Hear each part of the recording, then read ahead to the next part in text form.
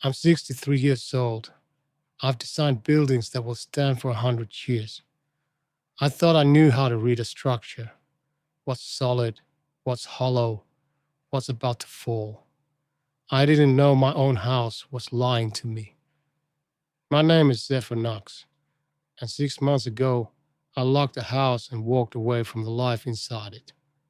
No forwarding address, no arrangements, just a key, turned in a deadbolt, and the particular silence of a door closing on everything you used to be sure about. My wife Scarlett and I were separated. The house on Ashfield Lane, the one I'd designed myself, the one I'd built our marriage inside of, was sitting empty in the Connecticut hills while lawyers sorted out who got what.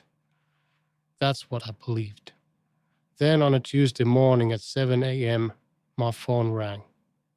It was Ophelia, the woman who'd cleaned that house for 11 years. She never called me, not once.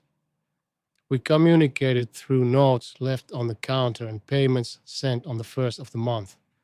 But she called me, and when I picked up, she wasn't talking at her normal volume. She was whispering, "Mr. Knox, I think you need to come here." I asked her what was wrong. She paused, the kind of pause that has weight to it, and said 7 words that I have not stopped thinking about since. "Someone has been living in your house. No broken windows, no forced entry, no sign of anything disturbed except the coffee cup in the sink that was still warm, the food in the refrigerator that hadn't expired, the shoes at the back door that were definitely not mine. Size 11, I wear a 10. Here's what I knew in that moment. Whoever was inside the house had a key, and I had changed every lock myself, with my own hands, which means someone gave them one. And here's what I didn't know yet, what I wouldn't understand until I was standing in my own study, staring at a pen that didn't belong to me, with a law firm's name stamped on the side, is that this wasn't a break-in. This was a blueprint. Someone had been building something inside my house while I thought it was empty. And the name on that blueprint, it's going to change everything you think you know about this story. Subscribe before you keep reading. Not because I'm asking nicely, but because what comes next is the part people don't see coming. The name, the shoes. The reason Ophelia was whispering. Hit the bell. Leave a comment right now, just 1 word. What do you think you'd do if you found out someone was living in your locked house? Drop it below. I read every single one. And then, story begins. I need to tell you something about the drive to Ashfield Lane before I tell you anything else. 4 hours. That's how long it takes from my apartment in Philadelphia to the house in Connecticut. I've driven it hundreds of times. Fall weekends, summer Fridays, the slow December trips with the heater running and Scarlett asleep in the passenger seat. I knew every exit, every gas station, every stretch where the trees thickened and the sky went from urban gray to something that actually resembled silence. I drove it that morning in a state I don't have a clean word for. Not panic. Panic is loud, and what I felt was very quiet. More like the moment before you drop something. That suspended fraction of a second where your hands already know, but your brain hasn't caught up yet. I gripped the steering wheel with both hands the entire way. I didn't turn on the radio. I didn't stop for gas even though the light came on somewhere outside Bridgeport. I just drove. Ophelia had told me almost nothing on the phone. She'd said what she said. Someone has been living in your house. And then she'd given me details in the careful, measured way of someone who has thought very hard about which words to use. The refrigerator, the coffee cup, the shoes. She said she hadn't touched anything. She said she was going to finish the dusting and then wait for me in her car in the driveway. She sounded, and this is the part that unsettled me most, she sounded afraid. Ophelia Crane is not a woman who frightens easily. I have known her 11 years. She's 62 years old, raised 4 children, mostly alone, has a personality that can clear a room or fill it depending on what the room needs. She once calmly handled a burst pipe in that house at 6 in the morning and had the water shut off before I'd even finished reading her text. She doesn't whisper. She doesn't hedge. So the fact that she'd called me in a voice barely above a breath told me more than the words themselves did. Something about that house had scared her. I turned onto Ashfield Lane just after noon. The trees were bare. It was late October, and the light came through them in that flat grey way it does before the first freeze. The house sat at the end of the private road the way it always had, solid, cedar shingle, exactly as I'd designed it. The landscaping was overgrown from neglect, but the structure was fine. It looked from the outside perfectly empty, except one window on the second floor was open. Not wide, just slightly, 2, 3 inches maybe, the way you'd leave it if you'd been sleeping in the room and wanted the morning air. The master bedroom window. I sat in the car. I'm going to be honest with you about this part because it's the part I'm least proud of. I sat in that car for 19 minutes before I got out. I know it was 19 because I watched the clock. Part of me was running calculations, legal calculations, the kind your brain runs when it's been trained to think structurally about problems. Could I enter? Was this still legally my property while the settlement was pending? But that wasn't really it. The real reason I sat there is simpler and harder to say. I was afraid of what I was going to find. Not a person. I was already past the fear of a person. I was afraid of the specific kind of wound that was waiting for me inside, the kind with a name attached to it that I wasn't ready to know yet. Then, while I was sitting there, a light came on inside the house. Not the master bedroom, the kitchen. A warm amber light in the kitchen window, the kind the under cabinet strips make when someone turns them on because they know exactly where that switch is. Someone was in my house, moving around in it like they knew it, like they lived there. I got out of the car. The back door was how I'd always gone in. Old habit. That was the door closest to where you parked. I still had my key. I unlocked it quietly, though I couldn't have told you why I wanted to be quiet. I think some part of me still believed this might be a mistake, some embarrassing misunderstanding that would unravel gently if I just moved carefully enough. The shoes were exactly where Ophelia had described them, just inside the door, placed neatly on the mat. Men's shoes, good quality, the kind that cost more than they look like they do. I stood there and stared at them for a long moment. Size 11. I wear a 10. The kitchen was empty but warm. The under cabinet lights were on. On the counter, a coffee maker that wasn't mine, a ceramic bowl with fruit in it, apples and a pear. The refrigerator was closed. I didn't open it. I moved through the kitchen and into the hallway. And what hit me then was not the things that were different, but the things that were the same.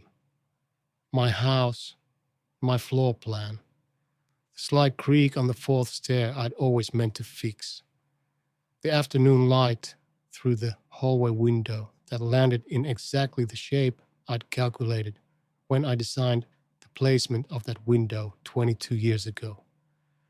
Everything familiar and everything wrong. Nobody came down the stairs. Nobody appeared. Whoever had turned on that light was gone or hiding, or I'd imagined it. I don't know. But the light was on, and the fruit was real, and the shoes were by the door. I stood in the hallway of my own house, and I understood, with the specific clarity that only comes when there is truly no other explanation left, that someone had been given access to this place, that this was not random, that this had been arranged. The only question, the only one that mattered, was by whom. My phone rang. I looked at the screen. It was Willow, my daughter, my 31-year-old daughter, calling me at 12:17 on a Tuesday, which was not a thing she typically did. She asked me, not how are you, not where are you. She asked me very specifically, Dad, are you at Ashfield Lane? Size 11 shoes. I told her no. I don't know why I lied. In 40 years of raising that girl, I had never once lied to Willow. Not about anything that mattered. But something closed in me the moment I heard how she'd phrased that question. Not where are you, Dad? Not are you okay? She asked for a specific location in a careful voice, and in 31 years I had learned every register of my daughter's voice. That one was not casual. That one was checking. I said I was still in Philadelphia. I said I was thinking about driving up later in the week. She said, okay, good. And that second word, good, landed somewhere uncomfortable because it sounded like relief. She said she'd call me later. She hung up. I stood in the hallway of my locked, supposedly empty house, holding a phone that had just confirmed something I didn't yet have language for, and I made a decision. I was going to treat this like a structure. 40 years in architecture teaches you that when you find something wrong in a building, you don't start pulling at walls. You document first. You map what you can see before you touch anything. You understand the blueprint before you start making changes you can't take back. I went upstairs. The master bedroom had been slept in recently. The duvet was straight, but the pillow had the particular depression that fresh fluffing doesn't fully undo. The bedside table on the right side, which had always been mine, had a glass of water on it and a book, face down, spine cracked. A thriller, not something I'd ever read. I noted the title without touching it. In the bathroom, a razor on the shelf, men's grooming products, expensive ones, the kind that come in dark glass bottles and smell like cedarwood and something sharp underneath. Not my brands, not brands I recognized, but deliberate, curated even. Someone had moved into my bathroom with intention. I photographed everything on my phone, every room, every surface. I did not open drawers. I did not touch the razor or the book or the coffee maker in the kitchen. I moved through the house the way a surveyor moves through a condemned building, methodically, without disruption, reading the space. And then I came to the study. My study is the room I designed first when I drew the original plans for this house. Before the kitchen, before the bedrooms, before the structural load calculations, I drew the study. South-facing windows for the light. A built-in drafting table along the longest wall. Shelves for the books and the models, and the 20 years of project files I'd been meaning to organize properly since 1998 and never had. It was the most me room in the house. Someone had been using it. Not heavily. They'd been careful. The drafting table was clear and the files were untouched, but the desk chair had been moved, and there was a yellow legal pad on the corner of the table with handwriting on it, not mine. And there, in the ceramic mug I'd bought at a market in Vermont the year Willow turned 12, was a single pen. I picked it up. I looked at it the way you look at something that feels wrong before you understand why it's wrong. Stamped along the barrel in small gold letters was a name. Harlow and Beckett Associates LLP, Real Estate Litigation, Hartford, Connecticut. I sat down in my own chair, the one that had been moved, and I typed the firm name into my phone. It took 6 minutes. That's all it took to pull the first thread and watch the whole thing start to loosen. Harlow and Beckett was a mid-sized litigation firm specializing in marital property disputes and asset division.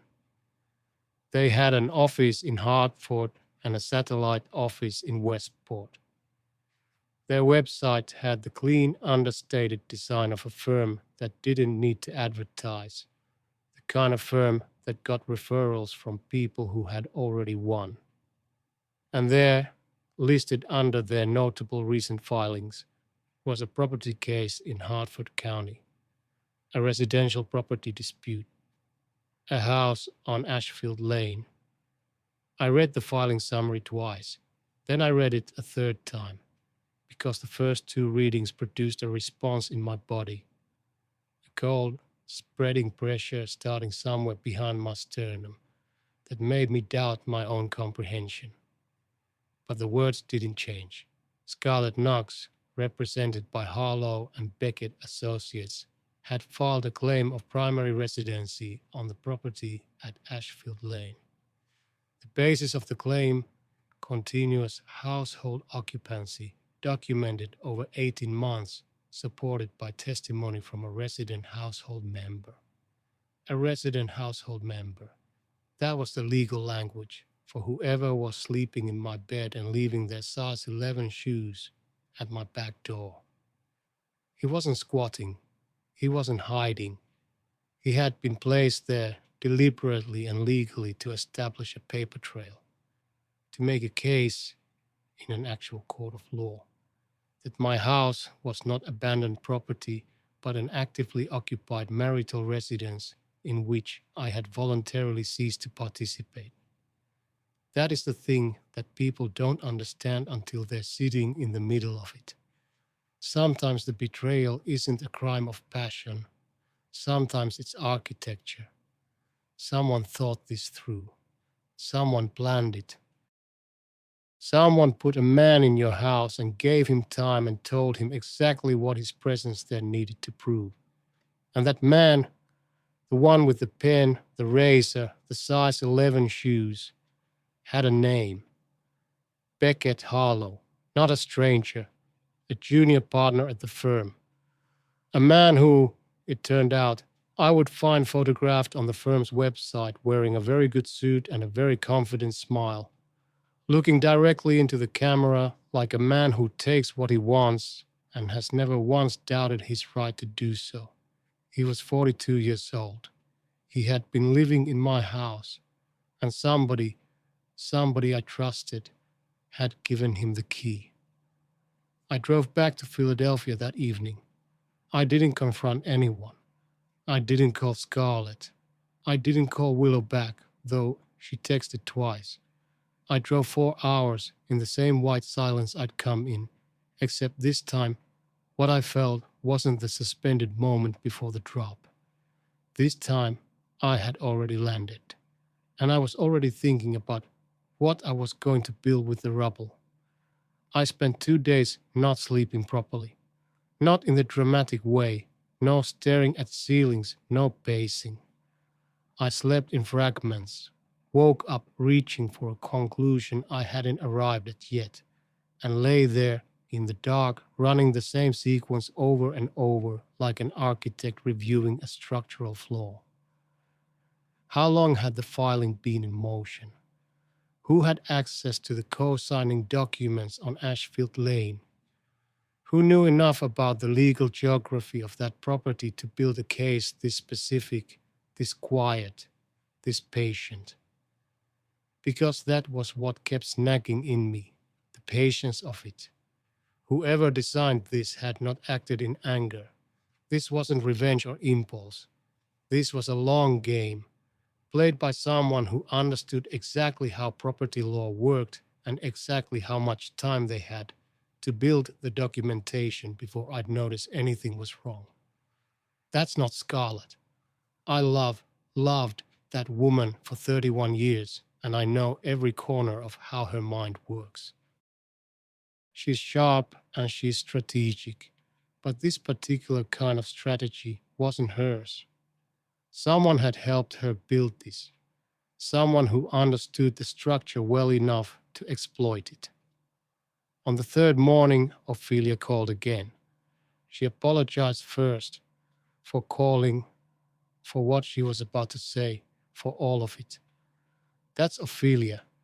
She treats information like a thing that has weight, and she handles it accordingly.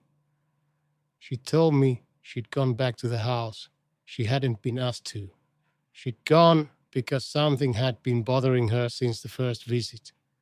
A detail she'd noticed but hadn't mentioned because she wasn't sure it was her place to say. On the kitchen counter, she said, there was an envelope addressed to Beckett Harlow. She hadn't opened it. She would never open it. But the return address, printed in the upper left corner in that standard professional font that legal correspondence always uses, was a name. She read it to me slowly. The way you read something to someone when you already know it's going to hurt them. Red Calloway. I want to tell you about Red Calloway. We met at a conference in Boston in 1998. Two architects at adjacent tables, both eating bad hotel sandwiches, both pretending we weren't nervous about the panel we were presenting on the following morning. He made a joke about load-bearing walls that I laughed at genuinely, which doesn't happen often. We exchanged cards. Within 6 months, we were collaborating on a municipal project in Providence. Within 2 years, we had a formal partnership. 19 years. That's how long Red Calloway and I built things together. He was at my daughter's graduation. He was at the hospital the year I had the cardiac scare that turned out to be nothing. He drove 3 hours and sat in the waiting room and didn't make a big deal of it, which is exactly the right thing to do, and not everyone knows that. When Scarlett and I started having the quiet, grinding trouble that eventually became a separation, Red was the first person outside the marriage I told. He listened. He said the right things. He poured me a drink and said, whatever you need, Seth.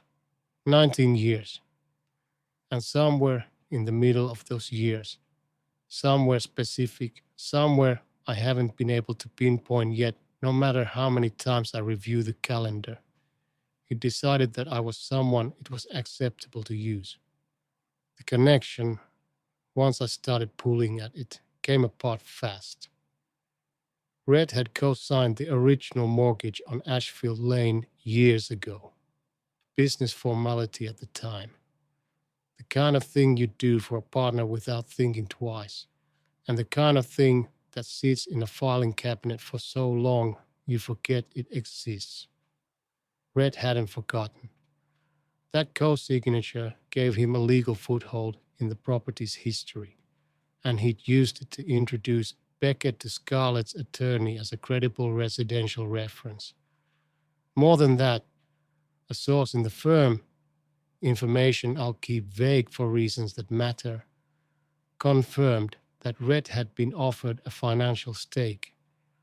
20% of the projected resale value of Ashfield Lane, paid out on the successful conclusion of Scarlett's occupancy claim. 20%. On a property I designed with my own hands. I called him. Not to confront him, not yet. I just needed to hear his voice. I needed to sit with what I now knew and listen to how he sounded, not knowing that I knew it. We talked for 11 minutes about a development project in Vermont we were supposedly still partnered on. He asked how I was holding up with the separation. He said, Scarlett's a complicated woman. Zeph, you're better off finding your footing. He said that. finding your footing. I said I was getting there. I kept my voice exactly level. I asked about his kids because I know his kids' names and their ages and what they're studying. And he asked about Willow. And we spoke like two men who trust each other completely. When I hung up, I sat for a long time with my hands flat on the table.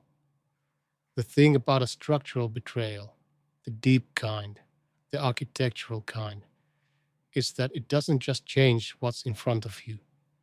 It reaches backward through time and quietly rearranges everything you thought you understood. Every conversation reframes, every kindness acquires a question mark. Every moment you trusted someone becomes a place you have to go back and re examine carefully, looking for the thing you missed. I was 63 years old, and two of the people I had built my life around had decided together that my life was a resource. I was not going to fall apart. I was going to build something. But first, Willow. I drove to New Haven on a Thursday and met her at a diner she'd chosen, which told me she didn't want to be somewhere either of us had history with.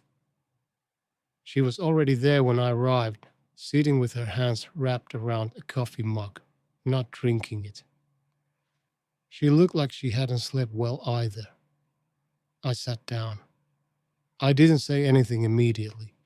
I just placed my phone on the table between us, face up, with Red's name on the screen. She looked at it for a long moment. Then she cried. She'd found out 3 months ago, overheard a phone call between Scarlett and Red that she wasn't supposed to hear.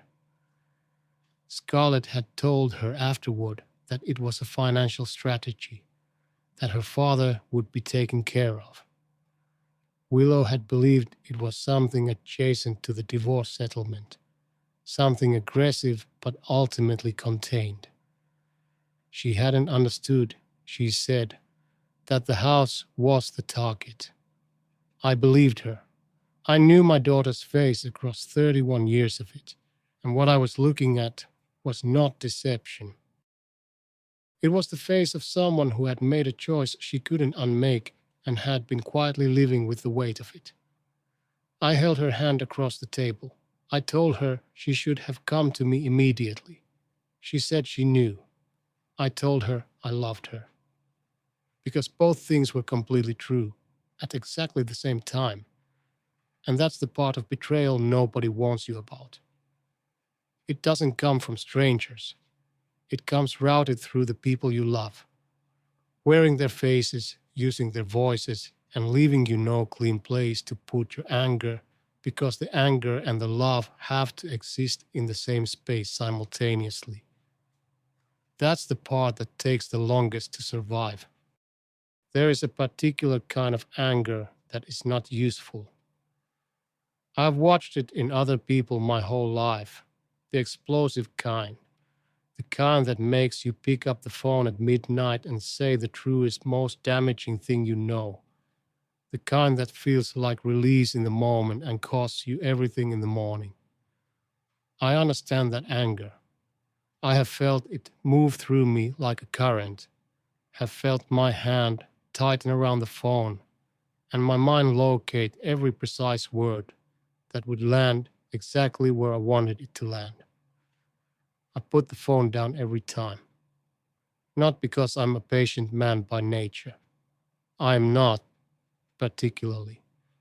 But I spent 4 decades in a profession that requires you to hold the long view, to see the finished building when you're still looking at a concrete foundation in an empty lot. Impulse is the enemy of structure, and what I was building now needed to hold weight. So I gave myself 2 weeks, 2 weeks to feel everything I needed to feel, in private, without audience, without consequence. I drove, I walked along the river. I sat in my apartment with the lights off and let the full inventory of what had been done to me occupy the room. The house, the filing, Beckett's shoes, Red's voice asking how I was holding up. Willow's hands around a coffee cup she couldn't bring herself to drink from. I felt all of it. And then I called Miss Elaine Pruitt.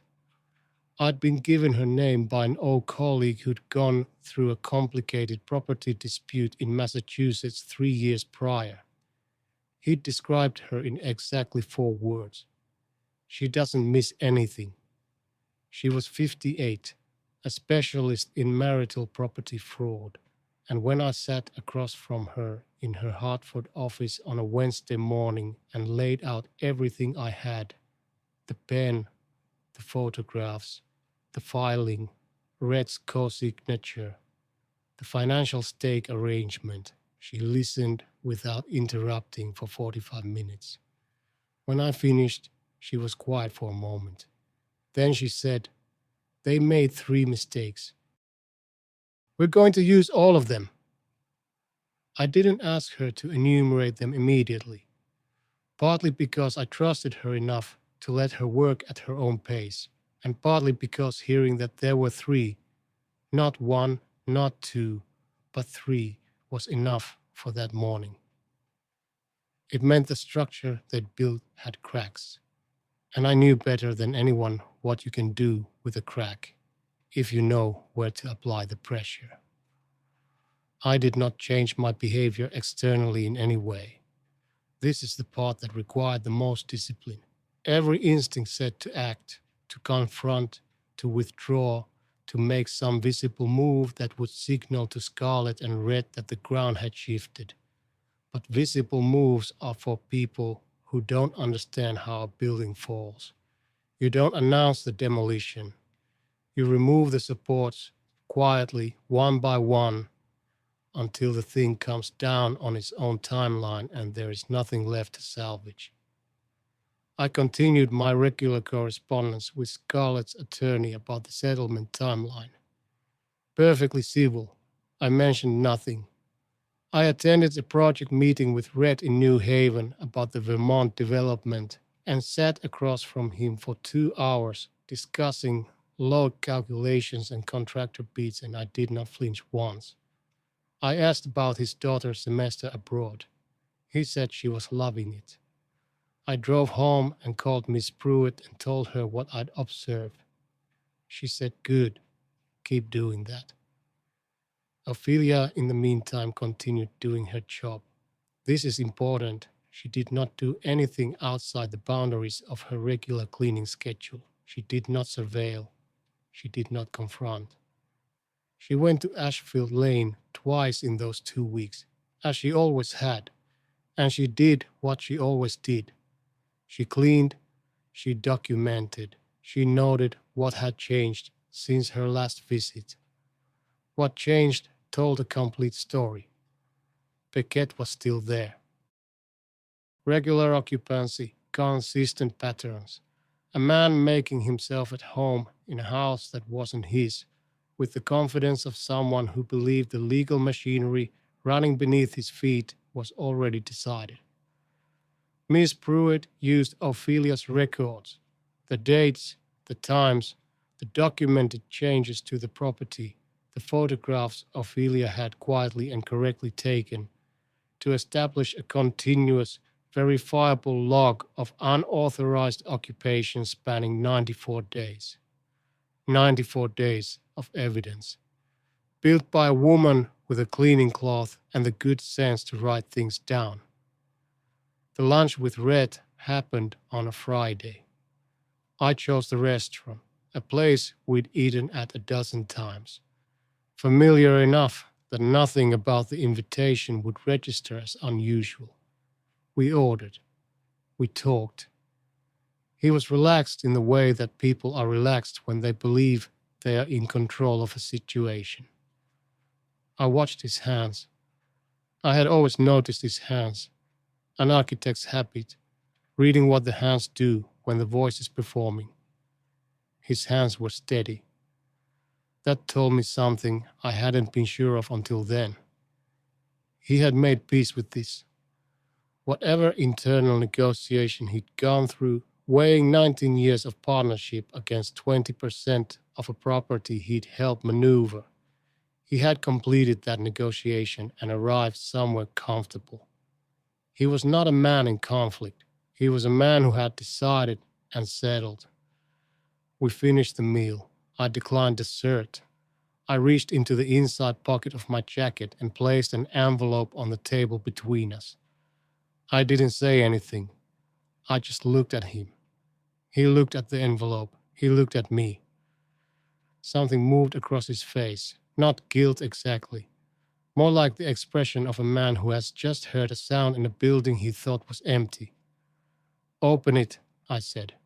He did. Inside was a single sheet. His name, the co-signing arrangement, the email trail to Beckett, the firm reference letter, his letterhead, his signature. The documented financial stake arrangement. Miss Pruitt's preliminary case summary. 3 paragraphs, language that was precise and quiet and left absolutely nowhere to stand. He read it slowly. When he finished, he looked up. His face was white. I stood up, put on my jacket, and placed enough cash on the table to cover both meals with a reasonable tip. "That's not a warning, Red," I said. "That's a receipt." I walked out. I did not look back. I have thought about that moment many times since, and I remain certain that not looking back was the correct choice. The satisfaction of watching his face wasn't something I needed. I had already extracted exactly what I came for. The knowledge, confirmed in real time, that he now understood completely what was coming, and that there was nothing he could do to stop it, and that he had done this entirely to himself. That was sufficient. More than sufficient. I sat in my car in the parking lot for a moment. Somewhere inside that restaurant, a man who had been my closest professional ally for 19 years was sitting alone at a table, holding a piece of paper that had just ended a version of his life. I felt, and I want to be accurate here because I think honesty is the only thing that makes this worth telling. I felt almost nothing. Not triumph, not grief, not satisfaction exactly, just the particular quiet of a foundation being correctly laid. The building wasn't finished, but the ground was ready. She filed on a Friday afternoon. I want you to understand the calculation in that timing because it matters. Friday afternoon is when you file something you don't want the other side to respond to quickly. Courts slow down over the weekend. Attorneys are harder to reach.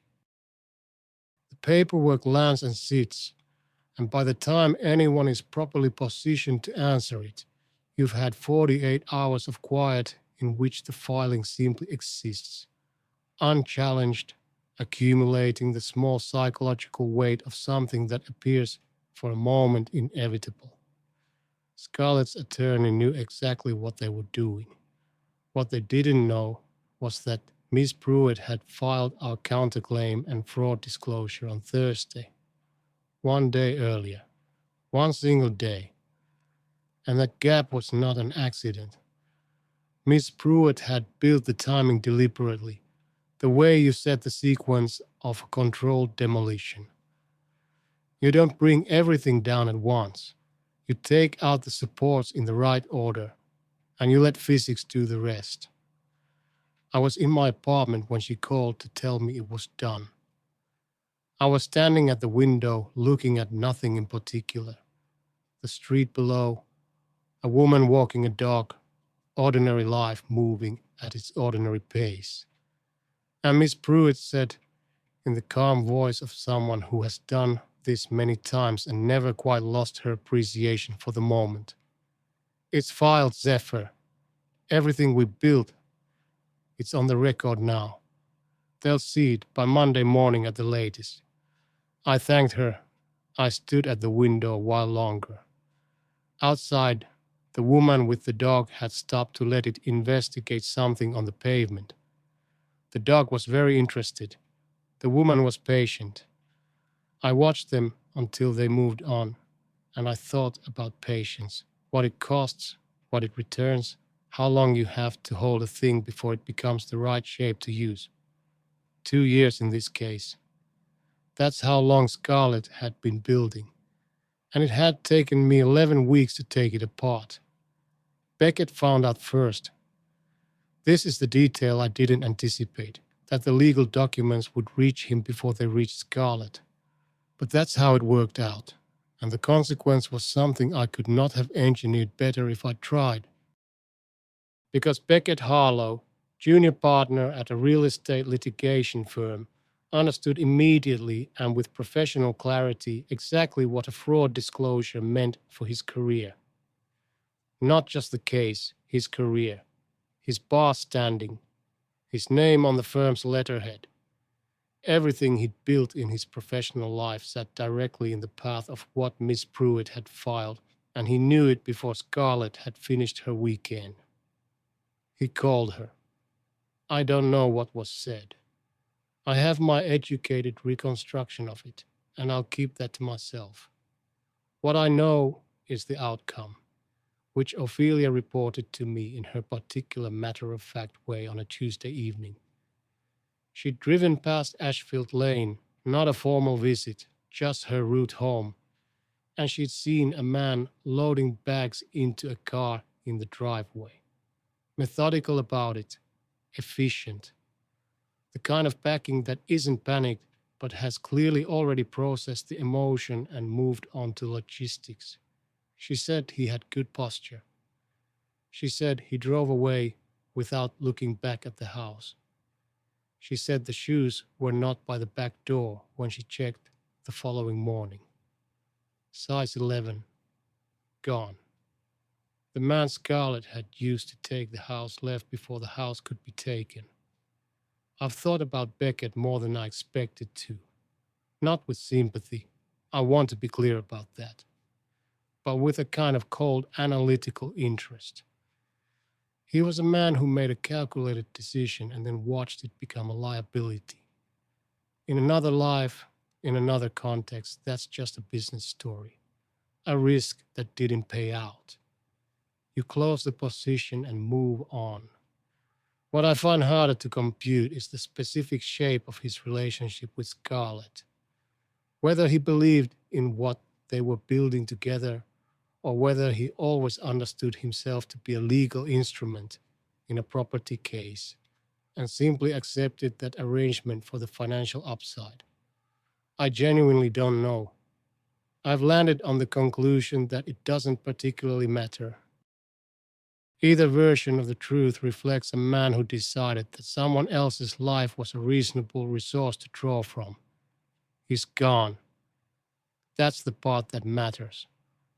Scarlett's attorney withdrew the occupancy filing by Wednesday morning. Miss Pruitt called me with the news at 8:14 a.m. She didn't dramatize it.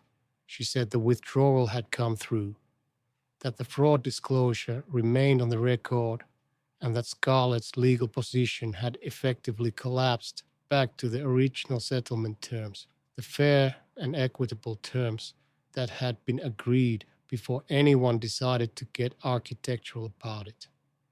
The house was mine, not awarded, not litigated back through a long and expensive battle. Simply returned to what it had always been, by the implosion of the thing built against it. I sat with that for a moment, just a moment. Then Willow called. She'd submitted her written statement to Miss Pruitt's office voluntarily, 3 days before the filing. Nobody asked her to. Nobody pressured her. She'd driven to Hartford on a Monday morning, sat across from a paralegal she'd never met, and given a full account of the phone call she'd overheard. Scarlett and Red, the strategy, the words your father would be taken care of. She'd signed it. She'd driven home. She called me afterward, and she didn't open with an apology. She said, I should have told you at the beginning, Dad. Straight. No cautioning. Just the true thing, said plainly.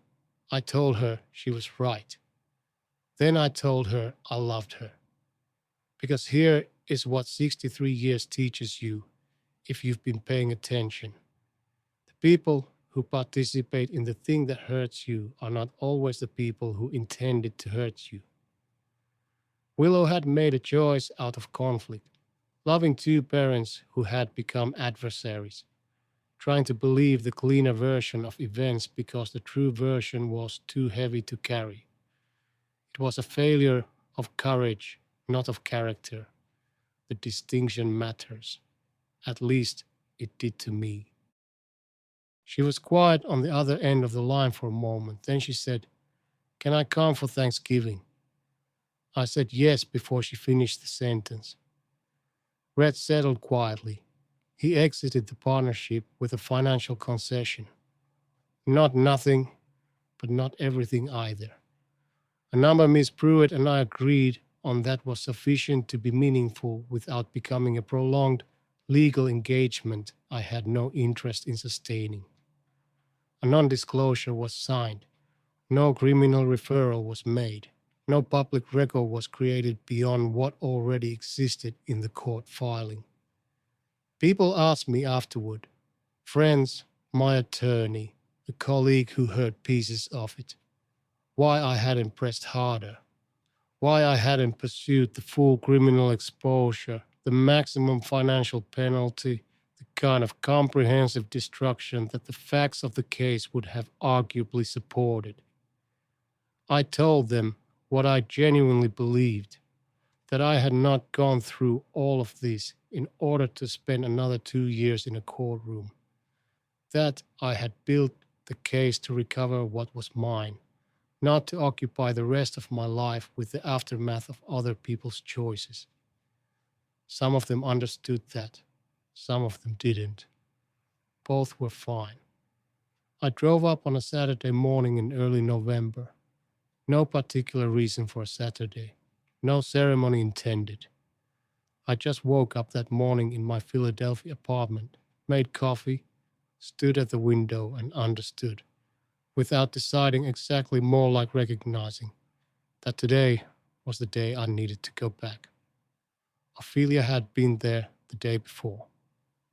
I'd asked her to do a full clean, not the courtesy check, the real one, the kind she did twice a year when the house was being properly lived in. She texted me when she finished, "It's ready, Mr. Knox." 3 words, and I'd felt something move in my chest that I didn't have a name for yet. The drive was different this time. I turned the radio on, not to any particular station, just sound, just the ordinary noise of the world going about its business. I stopped for gas in Bridgeport. I bought a terrible coffee in a paper cup and I drank it anyway, and I watched the trees, which had lost everything by November, standing bare and without apology against a white sky. I turned onto Ashfield Lane just before noon. The house looked the same. That was the first thing, and somehow, unexpectedly, the most important thing. I think I had prepared myself in some unexamined way for it to look different, compromised, marked. The way a thing looks after it's been through something. But it didn't. It sat at the end of the private road exactly as it always had, solid, cedar shingled, proportioned the way I'd intended it to be proportioned 40 years ago, when I put pencil to paper and drew the first line. The landscaping needed work. The gutters wanted clearing. There was a shutter on the east side that had come slightly loose over the winter and would need to be reset before the cold arrived properly. Ordinary maintenance, ordinary house, mine. I unlocked the back door. The shoes were gone. The coffee maker was gone. The razor, the grooming products, the legal pad with someone else's handwriting, all of it gone, as though it had never been there, as though the months of it had been cleaned out along with everything else Ophelia's careful hands had addressed the day before. What remained was just the house. My drafting table, my books, the particular afternoon light through the hallway window, landing in the shape I had calculated. I walked through every room. I'm not going to tell you it felt triumphant. It didn't. And I think you'd trust me less if I said it did. What it felt like was quieter than that, more interior. The specific feeling of something returning to its correct position after a long time displaced. Not dramatic, just true. The way a door feels when you finally adjust the hinge properly and it swings exactly as it should and closes with a sound like a small, definitive word. I opened the windows. All of them. Every window in the house, starting at the top and working down the way you air a place out properly. November came in, cold, clean, carrying the particular smell of late autumn in Connecticut, which is wood smoke and frozen ground and something sharp underneath that I have never been able to name, but have always recognized as the smell of a thing, being honestly itself. I stood in the master bedroom doorway with both windows open and the cold moving through the room, and I let it. I called Willow from the study, standing at my drafting table, phone to my ear, looking at the south-facing windows I'd designed for exactly this quality of light. She answered on the second ring. I asked her if she still wanted to come for Thanksgiving. She said she'd already looked at train times. I said good. She said Dad, in the way she said it since she was 4 years old, like the word itself is an entire conversation. I said, I know, sweetheart. We didn't need more than that. After I hung up, I stood at the table for a while. And then, I don't know exactly what moved me to do it. I opened the drawer where I'd always kept my sketch pads. There was one left, unused, the good kind with the heavy cream paper that holds a line the way it's supposed to. I opened it. I picked up a pencil. I didn't know what I was going to draw.